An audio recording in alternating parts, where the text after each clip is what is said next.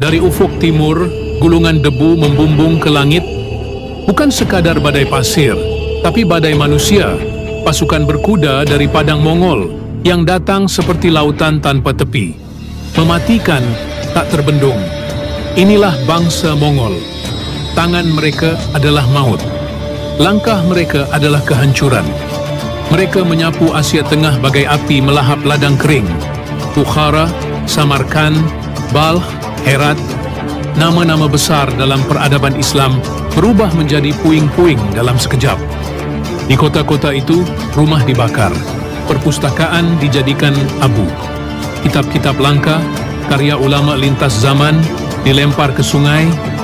Tinta hitamnya menyatu dengan darah umat Islam yang dibantai tanpa ampun. Mereka tak hanya menghancurkan bangunan, tapi juga mencabut akar peradaban. Lalu tibalah saat tergelap itu, tahun 1258 Masehi. Sasaran mereka, Baghdad, jantung dunia Islam. Kota seribu menara, tempat berkumpulnya para cendekiawan dan ulama. Kursi Khilafah Abbasiyah yang telah berdiri lebih dari 5 abad. Hulagu Khan, cucu Jenghis Khan, memimpin pasukan dalam jumlah tak terbayangkan. Dikepung dari segala arah, Baghdad tak kuasa bertahan. Masjid-masjid suci dibakar. Kitab-kitab dijadikan jembatan bagi kuda-kuda Mongol. Ulama dan rakyat dibantai tanpa pandang bulu. Sungai Tigris menghitam oleh tinta buku dan merah oleh darah manusia. Khalifah terakhir dari Abbasiyah, Al-Mu'tasim Billah, dibunuh. Tanpa pemimpin, tanpa benteng, umat Islam menyaksikan sendiri apa yang disangka mustahil. Runtuhnya Khilafah Abbasiyah. Hari itu, dunia Islam seolah berakhir. Langit seperti terbelah. Suara tangis dan jerit pilu menjadi musik kematian. Bagi umat Islam, ini adalah hari kiamat dalam sejarah. Tapi sejarah belum selesai, karena siapa sangka dari bangsa penghancur itu sendiri akan muncul harapan. Mereka yang dulu menghunus pedang, kelak akan mengangkat mushaf. Yang dulu menumpahkan darah, kelak akan bersujud kepada Allah. Dari puing-puing kehancuran itu, akan tumbuh cahaya baru yang menyinari dunia Islam kembali. Dari puing-puing peradaban yang terbakar, dari tangis umat yang kehilangan segalanya, Allah menumbuhkan cahaya harapan dari arah yang tak pernah disangka manusia. Di belahan utara Kekaisaran Mongol, di padang-padang luas yang membentang dari Asia Tengah hingga Rusia, berdiri seorang pemimpin yang berbeda. Namanya Berke Khan, cucu Jenghis Khan dan saudara sepupu dari Hulagu Khan. Namun ia bukan seperti sepupunya. Di tengah gemerlap kekuasaan dan kerakusan bangsa Mongol, Berke mencari makna.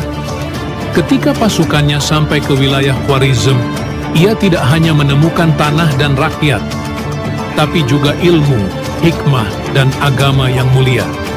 Para ulama yang selamat dari kehancuran menyampaikan Islam bukan dengan pedang, tapi dengan kebijaksanaan dan keteguhan iman. Berke Khan pun menerima cahaya itu.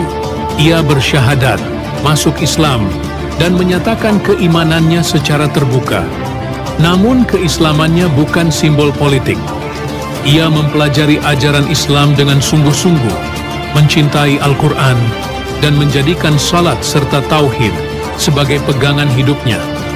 Dan ketika ia mendengar kabar mengerikan bahwa Baghdad, kota suci umat Islam, telah diratakan oleh Hulagu, bahwa para ulama dibantai dan masjid-masjid dibakar, Berke Khan murka. Ia mengirim pesan langsung kepada Hulagu. Kau telah membakar kota ilmu dan membunuh khalifah umat ini. Demi Allah, darah itu tak akan dibiarkan begitu saja. Ucapannya tegas, penuh iman, dan menjadi titik awal dari konflik internal dalam kekuatan Mongol sendiri. Berke menolak untuk tetap diam. Ia bukan lagi sekadar Mongol, ia seorang Muslim. Dan untuk pertama kalinya dalam sejarah, dua kekuatan besar Mongol yang sama-sama berasal dari keturunan Jenghis Khan akan saling bertempur. Bukan karena kekuasaan, tapi karena iman. Berke Khan pemimpin Golden Horde di utara, tak lagi bisa diam. Hatinya bergejolak. Ia lahir sebagai Mongol, keturunan Genghis Khan. Namun kini, dirinya telah dibentuk oleh iman kepada Allah dan cinta kepada umat Islam. Ketika Baghdad dibantai dan Khilafah Abbasiyah diruntuhkan oleh sepupunya sendiri, Hulagu Khan, Berke tahu ini bukan sekadar tragedi sejarah. Ini adalah penghinaan terhadap agama yang kini ia anut. Di hadapannya kini terbentang dua jalan: tetap setia pada darah Mongol atau membela umat yang telah dizalimi. Ia memilih jalan yang lebih berat. Dengan tekad yang membara, Berke mengerahkan pasukannya bukan untuk menaklukkan negeri asing, tapi untuk membela kehormatan Islam. Dan yang menjadi musuhnya adalah saudara sepupunya sendiri. Demi Allah, aku akan membalas darah kaum muslimin. Sebuah sumpah yang berubah menjadi seruan perang. Maka meletuslah pertempuran dahsyat antara dua cabang besar Mongol, Golden Horde melawan Ilkhanid, Berke melawan Hulagu. Kuda-kuda Mongol yang dulunya menyatu, kini saling menerjang. Panah-panah melesat, tombak-tombak diangkat, dan bumi bergetar di bawah derap kaki mereka. Tapi ini bukan sekadar perang saudara. Ini adalah perang iman, perang kehormatan. Dan untuk pertama kalinya sejak invasi Mongol mengguncang dunia, umat Islam melihat secercah cahaya di balik gelapnya kehancuran. Dari bangsa yang dulu datang sebagai badai penghancur, kini bangkit seorang pemimpin yang membawa perlawanan atas nama Allah, keadilan, dan kemuliaan umat. Pertempuran besar itu mengguncang dunia. Berke Khan, seorang Mongol, seorang Muslim, mengangkat pedangnya demi membela umat Islam. Namun perlawanan ini bukan hanya milik satu orang. Dari arah lain dunia Islam, kekuatan lain telah lebih dulu bangkit. Mamluk Mesir. Hanya beberapa tahun sebelum perang Berke dimulai, pasukan Mamluk yang dipimpin Sultan Qutuz dan Baybars telah mencatat sejarah di Ain Jalut, menghentikan laju Mongol yang tampaknya tak terkalahkan. Meski tidak duduk dalam satu persekutuan resmi, Berke dan Mamluk Mesir seolah disatukan oleh satu takdir dan satu tujuan: melawan tirani Hulagu Khan dan membela umat Islam.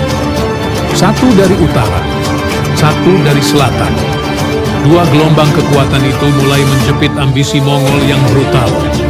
Dunia Islam yang sempat gelap ini mulai menyala lagi, dan umat pun sadar Allah tidak pernah membiarkan agamanya tanpa penjaga. Dari darah dan kehancuran, bangkit kekuatan baru yang membawa harapan bagi seluruh dunia Islam. Perang belum berakhir, namun dunia mulai berubah. Berke Khan tetap berada di garis depan. Bukan untuk merebut tanah, tapi untuk membela kehormatan Islam yang diinjak-injak oleh sepupunya sendiri, Hulagu Khan. Pertempuran demi pertempuran ia lalui. Tak selalu menang secara jumlah, tapi ia menang dalam hal yang lebih agung: akidah. Perang di tepi Sungai Terek 1262 menjadi salah satu titik balik. Pasukan Berke menyerbu wilayah Kaukasus, menghantam jantung kekuatan Ilkhanid. Dan untuk pertama kalinya, pasukan Mongol loyalis Hulagu terdesak mundur oleh sesama Mongol yang kini berjuang demi Allah. Dunia menyaksikan sesuatu yang tak pernah terbayangkan. Seorang keturunan Genghis Khan berperang bukan demi kejayaan Mongol, tapi demi kemuliaan Islam. Dan pengaruhnya tak berhenti di medan perang. Semangat keislaman Berke Khan menular. Semakin banyak prajurit dan bangsawan Mongol yang memeluk Islam. Bahkan bertahun-tahun kemudian, seorang cucu lainnya dari Hulagu Khan, Ghazan Khan, juga masuk Islam dan menjadikan Islam agama resmi di kekuasaannya. Inilah kemenangan sejati. Bukan sekadar runtuhnya musuh, tapi tumbuhnya iman di dalam hati keturunan bangsa yang dulu dikenal sebagai penghancur. Islam tak hanya bertahan, tapi kini hidup di dalam diri orang-orang yang dulu memeranginya. Dari api perang dan darah, Bangkit generasi baru yang memeluk Al-Quran dan mencintai Rasulullah. Dan umat Islam pun tahu bahwa kemenangan bukan hanya ketika musuh tumbang, tetapi ketika hati yang keras luluh dan menerima cahaya kebenaran. Berke Khan wafat tak lama setelah kemenangannya. Ia meninggal pada tahun 1266 M di tengah perjalanan jihad dan politiknya melawan Hulagu. Namun warisannya tak berhenti di liang lahat. Namanya tercatat dalam tinta emas sejarah sebagai orang pertama dari kalangan Mongol yang mengorbankan darah dan kekuasaan demi membela Islam. Ia lahir dari garis keturunan para penakluk, tapi wafat sebagai penjaga agama Allah. Sejarah tak hanya mengenangnya sebagai penguasa, tapi sebagai simbol bahwa hidayah bisa datang kepada siapa saja, bahkan kepada anak cucu pasukan yang pernah membakar Baghdad.